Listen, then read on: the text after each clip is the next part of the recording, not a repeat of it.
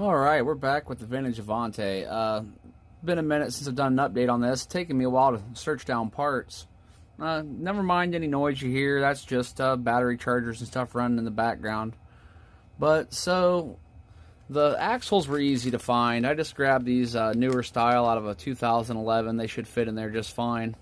They're the Racing carbon steel shafts. And then I got the Tamiya hop-up steering turnbuckles for up top because those were busted. But the biggest problem I was having was finding wheels and tires.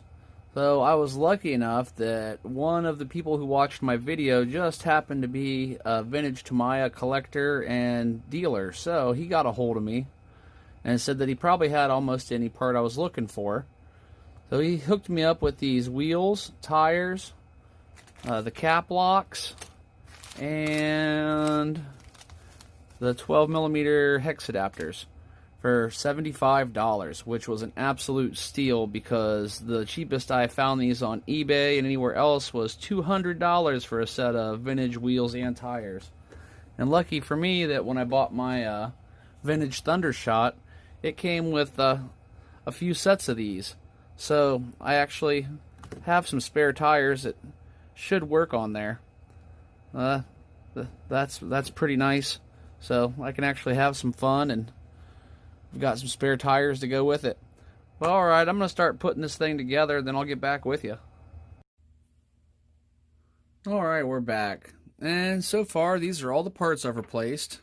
These are all the little broken pieces. And so now we have the wheels, the cap locks, the steering's fixed, and we have the new CV joints that replaced the old dog bones. We've also replaced this link right here. That was this one. And for the first time in who knows how many years, this thing is getting really close to being together. I had to take the shock tower apart in order to get the body off, because the way it goes on there, the tower kind of sits over top of it and pins it down, so you couldn't pull that out with it on there. Some of the interesting things is, well, here was the old outer drive cups. And so with the replacement parts kit I bought to fix the steering, this is the vintage original. Look how much larger the new one would have been.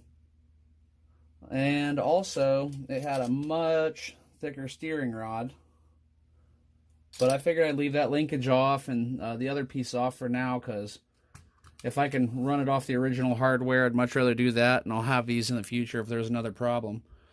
Well, let me get the body thrown back on it, and we'll have a quick wrap-up.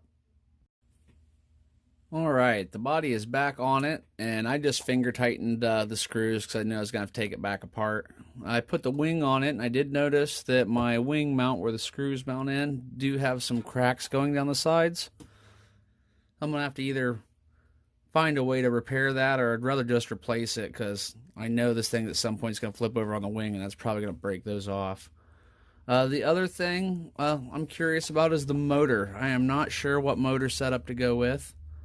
There's a lot of different options out there. I am welcome to suggestions. So, if this was yours, what would you put in it? And then also, I have to paint that rear wing. I've got to try to make it match this body that has been previously painted. I got some ideas. I think I can do a job on it pretty good.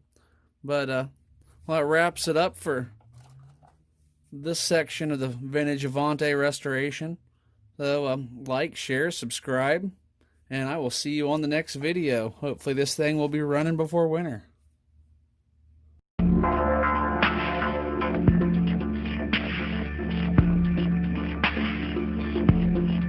Yeah.